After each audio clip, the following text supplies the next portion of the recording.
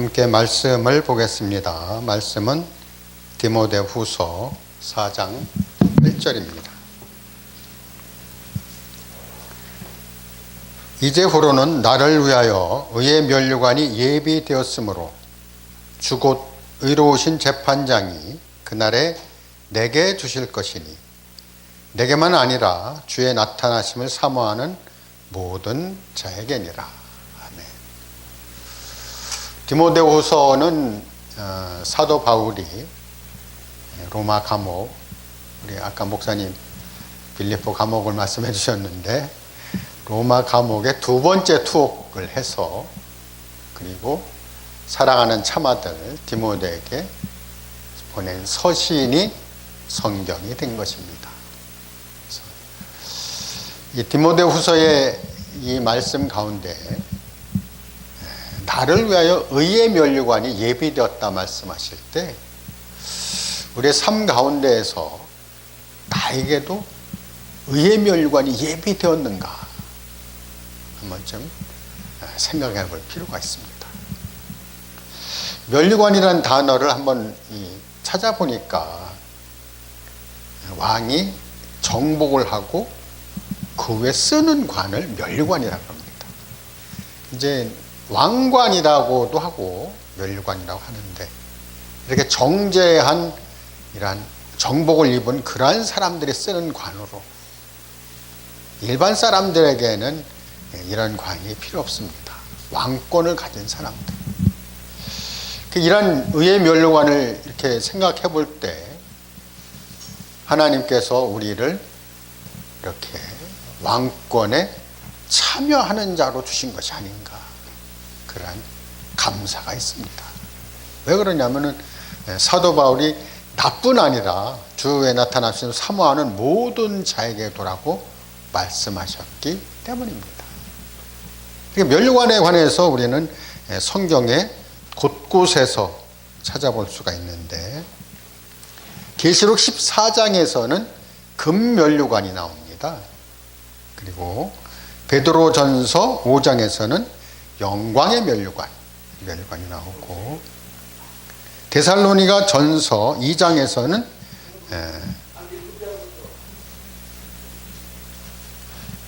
자랑의 면류관이 나오죠.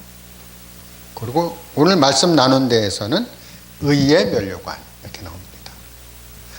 또 계시록 2장에서는 생명의 면류관이 나오고 고린도전서 9장에서는 썩을 면류관이 있고 썩지 않을 면류관이 이렇게 나옵니다.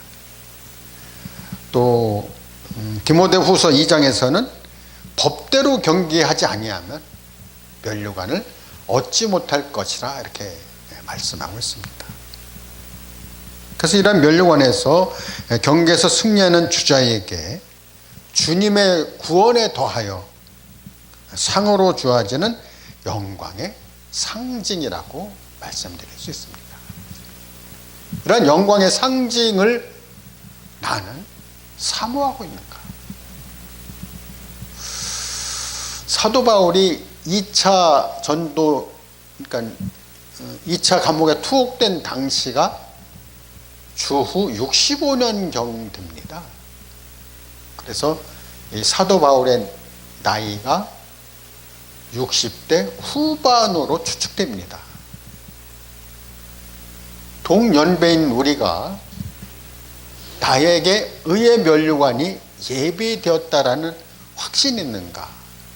아니면은 이런 면류관에 있어서 확신이 없다면은 모든 사역에서 또 함께하는 이런 가운데서 주님의 일 가운데서 의의 면류관이 반드시 있다라는 것을 기억해 주시기 바랍니다. 이런 면류관을 말씀하실 때 그럼 왜 의의 면류관이냐? 은혜를 말씀하지 않았고 또 믿음이라는 것을 말씀하지 않았고 은혜는 주님의 이렇게 주어진 우리에게 값진 것이고 믿음에 더해진 것이지만 특별히 의의 면류관은 행위에 따라서 주어진 것이라는 것을 볼 수 있습니다. 우리의 행위의 어떠함에 따라서. 그래서 마태복음 16장에서도 각각 자기에 따라 상을 받으라고 말씀하고 있고, 고린도후서 5장 10절에서도 그리스도의 심판대에서 각각 자기의 행위대로 상과 벌을 받을 것이라고 말씀하고 있습니다. 이렇게 자기의 그런 행위에 따라서 의의 면류관이 주어지는데, 이러한 의의 면류관이 어떤 방법으로 어떻게 주어지는가를 한번 찾아볼 수 있습니다. 자, 디모데후서 4장 7절에 보면은 내가 선한 싸움을 싸우고 나의 달려갈 길을 마치고 믿음을 지켰으니, 선한 싸움을 싸우는 것과 달려갈 길을 마치는 것과 또 믿음을 지키는 것, 세 가지 요인이 필요합니다. 이렇게 세 가지 요인이 필요할 때 모두에게 의의 면류관이 주어진다라고 말씀드릴 수 있습니다. 디모데 전서 6장에서 이러한 선한 싸움에 관해서 말씀하고 있는데, 6장 12절을 한번 보겠습니다. 믿음의 선한 싸움을 싸우라. 영생을 취하라. 이를 위하여 내가 부르심을 입었고 많은 증인 앞에서 선한 증거를 증거하였도다. 선한 싸움을 싸우라 할 때 믿음의 선한 싸움이 필요한데, 그 앞절에 보면은 오직 너 하나님의 사랑아, 이것들을 피하고 의와 경건과 믿음과 사랑과 인내와 온유를 쫓으며, 이런 여러 가지 항목들 가운데에서 우리는 믿음의 선한 싸움을 싸워야 할 필요가 있습니다. 이런 싸움은 혈과 육에 관한 것이 아니고, 또 공중의 악한 영들, 또 이렇게 우리를 대항하는 많은 이런 것들에 관한 유혹의 영이라든가 미혹의 영이라든가 그런 영들과의 싸움이라는 것을 볼 수 있습니다. 이렇게 믿음의 선한 싸움을 싸운 것은 우리의 일생이 필요합니다. 로마서 8장에서는 육신을 쫓는 자는 육신의 일을, 영을 쫓는 자는 영의 일을 생각한다고 말씀하고 있고, 육신의 생각은 사망이요 영의 생각은 생명과 평안이라고 이렇게 말씀하고 있습니다. 그래서 나의 생각을 어디에 두는가?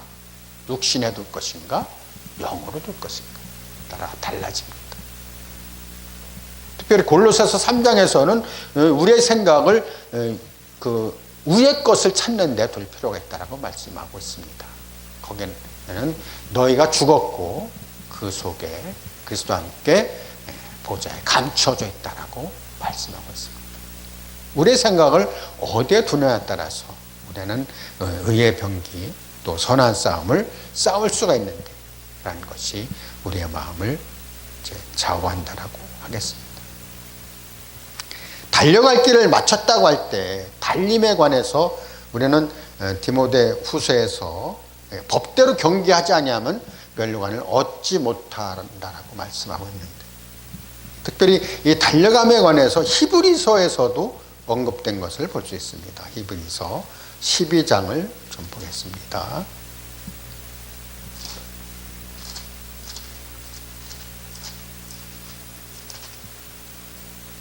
(12장) 1절입니다. 그러므로 우리에게 구름같이 둘러싼 허다한 증인들이 있으니 모든 무거운 것과 얽매이기 쉬운 죄를 벗어버리고 인내로써 우리 앞에 당한 경주를 경주하며. 그래서 이 벗어버린다고 할 때 여기 무거운 것과 얽매이기 쉬운 죄를 벗어버리라고 해요. 마라톤을 하는 사람들이 다 정복을 입고 달리는 사람은 없죠. 또 몸에 걸치는 것도 없습니다. 단지 간단한 옷을 입고 달립니다. 마찬가지로 이 무거운 것, 얽매이기 쉬운 죄, 이런 모든 것들을 벗어버리고 인내로서 당한 경주를 경주한다라고 말씀하고 있습니다. 우리의 달려간 길은 단거리에 금방 끝나는 길이 아닙니다. 우리의 믿음의 길은 일생 동안 주님 앞에 신실하게 달려가야 합니다. 잠깐 동안 잘 달리고 그 후에 또 쉰다라는 이것은 주님이 기뻐하지 않습니다. 우리의 이 다름질에서 우리나라 우화에서는 토끼와 거북이라는 우화를 볼 수 있는데, 토끼는 막 달려가다가 그냥 거북이가 뒤에 오니까 저쯤에 이기겠지 하고선 잠을 자다가 거북이한테 진 것을 우화로 볼 수 있습니다. 이렇게 우리의 일생의 경주는 쉼 없이 끝까지 달려야 합니다. 잘 달리고 쉬고 잘 달리고 쉬고 이런 것은 주님이 기뻐하지 않습니다. 꾸준하게 인내로서 우리의 경주가 나의 가야 할 길이라는 것을 인지하고 왜 가야 하는가, 주님이 우리 앞에 상을 배설해 놓으시고 의의 면류관, 영광의 면류관, 또 이 많은 면류관들 예배해 놓으셨습니다. 이런 인내의 경주를 경주해야 됩니다. 면류관에서 한 가지 빠진 것이 있는데, 그것은 주님이 쓰신 가시면류관이었습니다. 그래서 이 가시는 우리나라의 가시가 아니고 상당히 긴 가시였기 때문에 그걸로 면류관을 만들어서 손기정 선수가 월계관을 쓴 것처럼 예수님 머리에 씌울 때 그 가시가 찔려서 피가 철철철철 흐른 것을 볼 수 있습니다. 이 가시면류관이 마태복음에 기록되었고 마가복음에 기록되었고 요한복음에 기록되었는데 누가복음만 빠졌어요.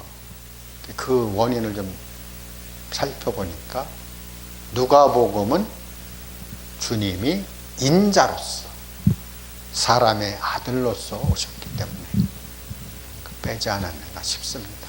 어쨌든 주님은 가시면류관을 쓰셔서 그러한 영광을 가시로서 나타내셨는데, 주님이 우리에게 누구든지 나를 따라오려거든 자기 자신을 부인하고 자기 십자가를 지고 나를 쫓을 것이라 말씀해 주십니다. 이렇게 우리는 면류관에 관한 이런 부분에서 또 한 가지를 보겠습니다.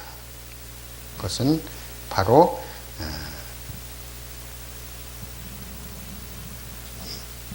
믿음의 선한 싸움과 달려갈 길을 마치고 믿음을 지켰으니, 선한 싸움과 달려갈 길을 마치고 믿음을 지켰다고 할 때 우리의 믿음이 어디에 있습니까? 때로는 우리가 믿음이 없는 것처럼 보입니다. 실제적으로 믿음이란 그 단어는 주님을 누림으로 인하여 얻는 그 자체가 믿음입니다. 우리 안에는 믿음이 없다라고 인정을 하셔야 합니다.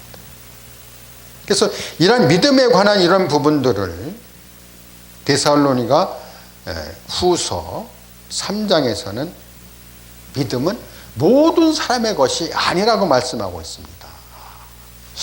믿음이 모든 사람의 것이 아니라고 할 때, 자, 한번 보겠습니다. 데살로니가 후서 3장 2절입니다. 또한 우리를 무리하고 악한 사람들에게서 건지옵소서 하라. 믿음은 모든 사람의 것이 아니니라. 주님을 믿는다고 할 때 그러한 믿음이 모든 사람의 공유물이 아니라는 것은 반드시 주님의 선택된 사람이 있다는 것입니다. 우리는 주님으로 말미암아 예정과 선택을 배웠습니다. 창세전에 우리를 예정하셨고 어머니의 태로부터 택정하셔서 우리를 동시대 안에서 만나게 하셨는데, 예정과 택정이 에베소 1장과 갈라디아서 1장에서 아주 잘 나타나 있습니다. 어머니의 모태로부터 택정함에 관해서 우리는 주님이 그러한 시대를 안배하지 않았다면, 어떤 사람은 5세기에 태어났고 어떤 사람은 19세기에 태어났고 이러면 만날 수가 없습니다. 우리의 길어봐야 한 세기 안에서 이렇게 만날 수 있기 때문에, 그렇기 때문에 어머니의 태로부터 택정했다라는 그 부분에 아멘을 할 수 있습니다. 이렇게 선한 싸움을 싸우고 달려갈 것 마치고 믿음을 지킨 이 사람들에게 의의 면류관이 예비된 것입니다. 아무나 주어지는 것이 아니기 때문에 더욱 이러한 의의 면류관은 귀하다 말씀드릴 수 있습니다. 이렇게 상을 받는 이런 부분에서 우리는 이 세 가지를 꼭 잊지 마시고 기억해 주시기 바랍니다. 6절을 한번 봅니다. 6절에서 관제와 같이 내가 벌써 부음이 되고 나의 떠날 기약이 가까웠도다. 관제라는 단어가 나오는데 이 관제와 또 전제로 부어지고 전제라는 단어도 함께 쓸 수 있습니다. 관제와 전제는 어떤 것인가? 동일한데 레위기 1장부터 7장에 보면은 기본적인 그 제물이 5가지가 있습니다. 자, 번제가 있고요, 소제가 있고, 그 다음에 화목제물이 있죠. 화목제가 있고, 속제제가 있고, 속건제가 있습니다. 이 속제제와 속건제를 혼동하기가 쉬운데, 속제제는 율법에 나오는 죄를 범한 것이 속제제고, 속건제는 제사장들이 일상생활 가운데서 범하기 쉬운 것, 이것이 속건제입니다. 그래서 이것을 그 제물로 드려서 번제로도 드리고 소제로도 드리고 화목제물로 속건제물로 속제제물로 드릴 때 그 위에 더해지는 제물이 바로 관제나 전제 이렇게 되는 것입니다. 이것은 그 민수기에서 15장에서 볼 수 있는데 어떤 제물에서는 포도주 4분의 1을 붓는 경우가 있고 어떤 제물에서는 포도주 3분의 1을 붓고요. 어떤 제물에서는 포도주 반, 2분의 1을 붓습니다. 2분의 2, 2분의 1, 3분의 4분의 1이 흰이라는 단어인데 그것은 출애굽기 30장에 나오는 감람기름 한 흰에다가 모량 6개 창포 계피를 섞어서 관유를 만든 것처럼 포도주 4분의 1 흰, 3분의 1 흰, 2분의 1 흰을 더해지는 것이 관제입니다. 그럼 흰이라는 단어는 어떤 것이냐? 우리가 보통 4리터짜리 통이 되어 있는데 이 통 3.6구인가 이렇게 해서 그 4리터짜리 통 하나가 흰이라고 생각하시면 되겠습니다. 그래서 그 흰 3분의 1, 2분의 1, 4분의 1 흰을 부어지는 것이 관제입니다.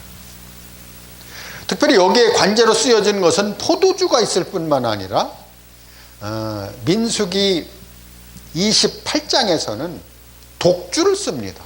독주도 마찬가지로 번제나 소제나 화목제나 속건제나 속제제에 나오는 거기에 2분의 1, 3분의 4분의 1 독주를 분 것을 볼 수 있는데 제사장들에게 특히 그 독주나 포도주를 마시지 말라고 하는 그 이유가 전제로 부어지고 관제로 부어주는 그런 걸 쓸 때 그들이 그것을 마실 수가 있는데 그것을 절대로 금했습니다. 이렇게 관제로 부어졌다라는 것은 사도 바울의 그 피가 주님의 이러한 더해진 예물 가운데 자기는 관제로 부어지길 원했습니다. 아주 이 놀라운 이런 부분을 이 말씀을 통하여 볼 수 있는 것은 사도 바울의 구약에 능통했기 때문에 자기의 그 드려지는 이런 것이 관제로 부어질 수 있다는 게 얼마나 놀라운 일인가 모르겠습니다. 축복된 이런 말씀이 바로 관제인 것입니다. 관제와 같이 내가 벌써 부음이 되고 자기가 부어졌다는 것을 이미 알았습니다. 왜 알았습니까? 그는 1차, 2차, 3차, 4차 전도여행을 했을 뿐만 아니라 로마 감옥에도 먼저 들어가서 투옥돼서 풀려나갔고 디모데 이제 전설 쓰고 후설 쓰고 이렇게 이런 것 가운데서 내가 지금 전제로 부어지고 있구나 그 자신을 알았습니다. 그리고 또 나의 떠날 기약이 가까웠도다. 자기가 이 로마 감옥에서 순교할 것을 알았습니다. 그래서 전제와 같이 부어지고 내가 떠날 기약이 가까웠다고 한 이런 확신이 사도 바울에게 있었기 때문에 디모데에게 권면의 말씀을 쓴 것입니다. 특히 그 디모데후서 4장은 그 사도 바울이 그 디모데에게 예방 접종자로서 그 권면의 말씀을 주고 있는데, 그 예방 접종자의 해야 될 일을 4장 1절에서 좀 찾아볼 수 있습니다. 1, 2절에서 하나님 앞과 산자와 죽은 자를 심판하실 그리스도 예수 앞에서 그의 나타나실 것과 재림과 그의 나라 천국을 두고 엄히 명하노라. 두 가지 조건을 달았습니다. 주님이 재림하실 것과 또 천국이 이 땅에, 그 하나님 나라 천국이 이 땅에서 행해지는 모든 것, 그 하나님 나라를 두고 엄히 명하노니, 이렇게 명한 것을 볼 수 있습니다. 그 명한 것이 예방 접종자인 디모데에게 큰 격려가 되었을 것이고, 우리가 천국을 전하고 주님의 재림을 전하는 우리에게도 동일하게 격려제가 되는 것입니다.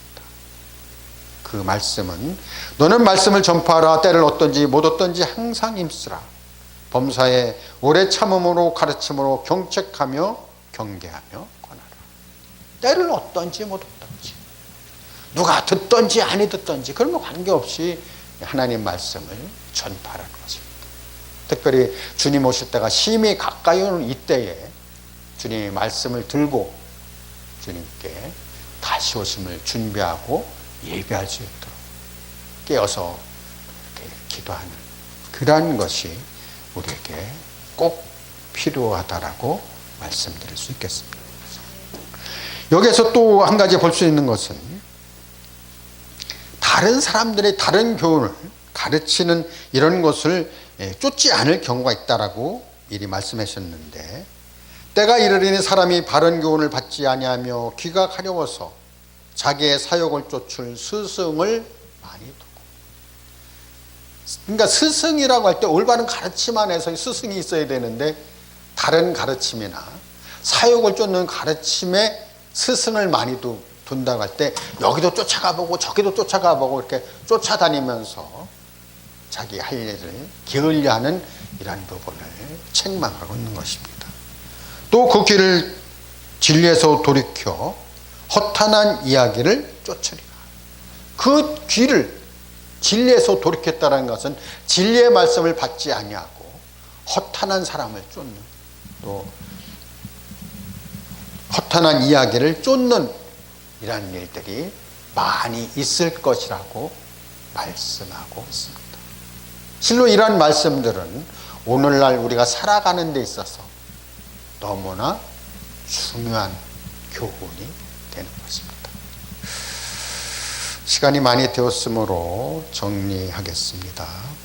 사도 바울이 디모데를 통하여 예방 접종자들에게 주는 격려의 말씀은 우리 모두 주님의 다시 오심을 통하여 또 왕국 하나님 나라를 통하여 우리는 격려를 받아야 합니다.